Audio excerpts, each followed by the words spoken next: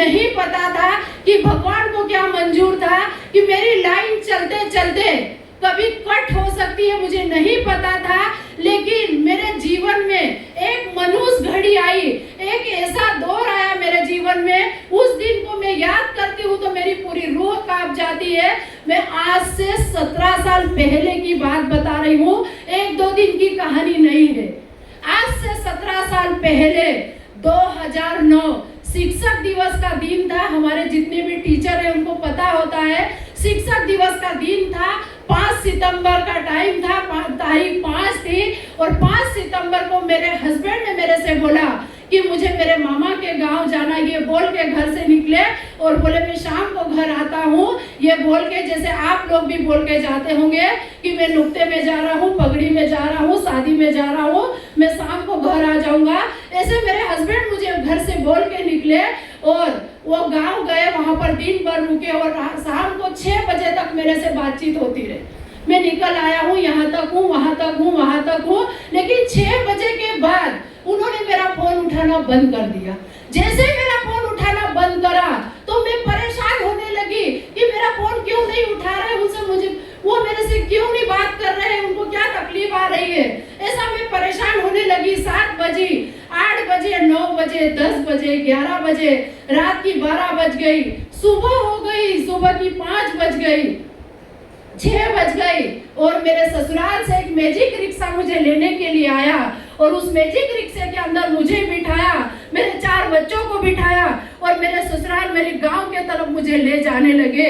तो मैं भी चुपचाप से बैठ के जाके मेरे गांव की तरफ जाने लगे। वहां मेरे घर में मैं गई तो मेरे घर में मुझे पैर रखने के लिए जगह नहीं थी। मैंने घर में जाके देखा कि मेरे घर में इतनी भीड़ क्यों है।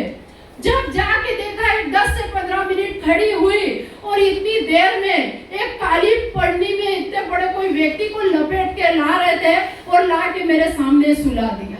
जैसे मेरे सामने सुला, मेरी बड़ी बेटी 12 साल की थी, उससे छोटा बेटा 9 साल का था, उससे छोटी बेटी 6 साल की थी, उससे छोटी बेटी 3 साल की थी। इतने छोटे छोटे बच्चे थे। मेरे बच्चे जोर जोर से रोने लगे, परेशान होने लगे और मेरी बड़ी बेटी जोर से रो के बोल रही थी, मम्मी मम्मी देखो ये तो मेरे पापा है। तो मेरी बड़ी बेटी को मैं बोल रही थी कि तू रोए मत, तू अगर रोएगी तो मैं यहाँ से चली जाऊंगी, ये तेरे पापा नहीं हो सकते। तेरे पापा ने मेरे से वादा किया है कि पूरी उम्र तुमको खुश रखूंगा, पूरी उम्र तुम्हारी आंखों में आंसू नहीं आने दूंगा। तुम जितनी भी गरीबी से पली बड़ी हो ना, तुम्हारा पूरा मैं यहाँ पर सुख सुविधाओं से तुमको पूरा भर दूंगा, तुमको लाइफ में कभी कमी नहीं होगी। तो बेटा तू रो मत, ये तेरे पापा नहीं हो सकते। मेरा दिल ये मानने को तैयार नहीं था, लेकिन मेरी कौन चलने देता। इतनी देर में भगवान जाने क्या हुआ और सब पूरा सुपड़ा साफ हो गया। जब मैं होश में आई, जब तक सब कुछ खत्म हो चुका था, कुछ भी मेरे पास नहीं बचा था। मेरे हस्बैंड हमको छोड़ के चले गए, एक्सीडेंट हो गया था। मेरे हस्बैंड और मेरे साथ जो नंदोई थे, दोनों साले जीजा साथ में चले गए और हमको खबर ही नहीं थी।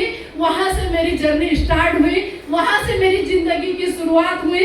असली जिंदगी वहां के बाद मुझे मिली। मुझे समझ में आया दुनिया क्या होती है, मुझे समझ में आया कि अपने कितने अपने होते हैं, मुझे समझ में आया कि साथ देने वाले कितने होते हैं। जैसे प्रकाश सर ने बोला, मुझे एक एक शब्द याद आ रहा था कि प्रकाश सर तुम सच में दिल से सच बोल रहे हो। जब मुसीबत आती है ना तो अपने सगे भी पराये हो जाते हैं और अपने को पहचानने से इनकार कर देते हैं।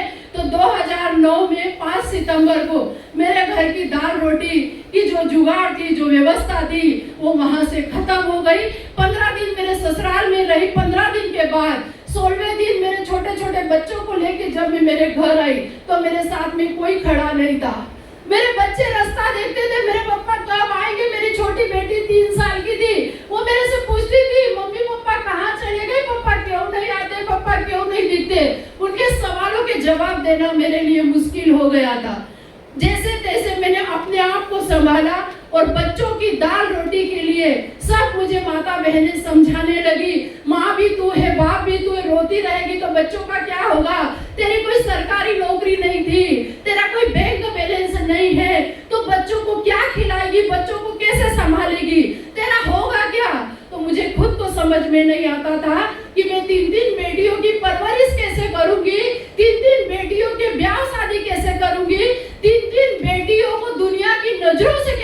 जाऊंगी, कुछ समझ में नहीं आता था। लेकिन भगवान का नाम लिया और खरगोन मार्केट में जिनके घर की होटल थी, जिनके घर में 4 नौकर काम करते थे, वो बाई फिर बनी एक काम वाली बाई खरगोन मार्केट में।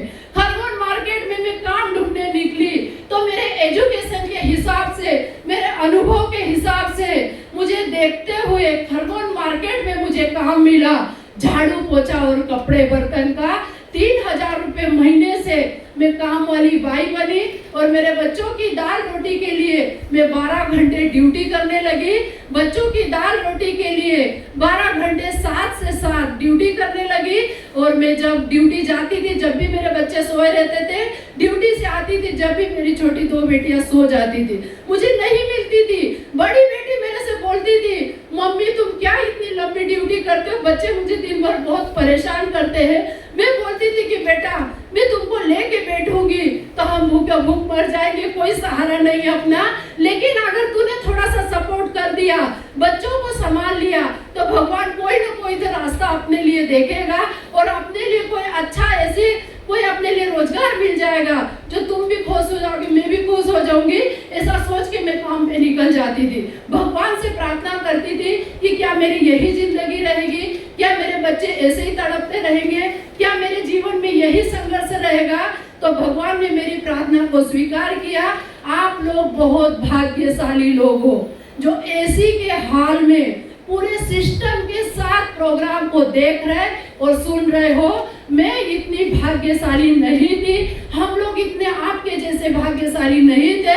जब इस बिजनेस के बारे में मुझे जिन्होंने बताया था तो एक हल्का सा इशारा किया था कि एक कंपनी है जिसमें हम लोग काम करके अपनी दाल रोटी सेट कर सकते हैं। मैंने उनसे पूछा यहाँ पर करना क्या होगा, उन्होंने बोला कुछ नहीं करना होगा, आपको जीवन में एक बार खरीदी करनी होगी और जो 12 घंटे की ड्यूटी आप झाड़ू पोछा और कपड़े बर्तन के लिए दे रहे हो, अगर उतना समय आपने यहाँ पर दे दिया तो आपकी और मेरी, हम लोगों के पूरे परिवार की लाइफ चेंज होने से कोई नहीं रोक सकता। उन्होंने ये बात मुझे बोली और मुझे वो सिस्टम से समझाने लगे, लेकिन मैं थी अनपढ़ महिला। कोई यहाँ पर अनपढ़ बैठा हो तो दिमाग मत लगाना। ये बिजनेस में न पढ़ाई लिखाई की जरूरत है, न बड़े करोड़पति की जरूरत है, न बड़े पैसे वाले की जरूरत है। इस बिजनेस में जरूरत उन लोगों की है कि आपके सपने कितने हैं और आपके परिवार के लिए आपकी चाहत क्या है। सिर्फ इन लोगों की यहाँ पर जरूरत है। वो मुझे सिस्टम से समझाने लगे, कहने लगे।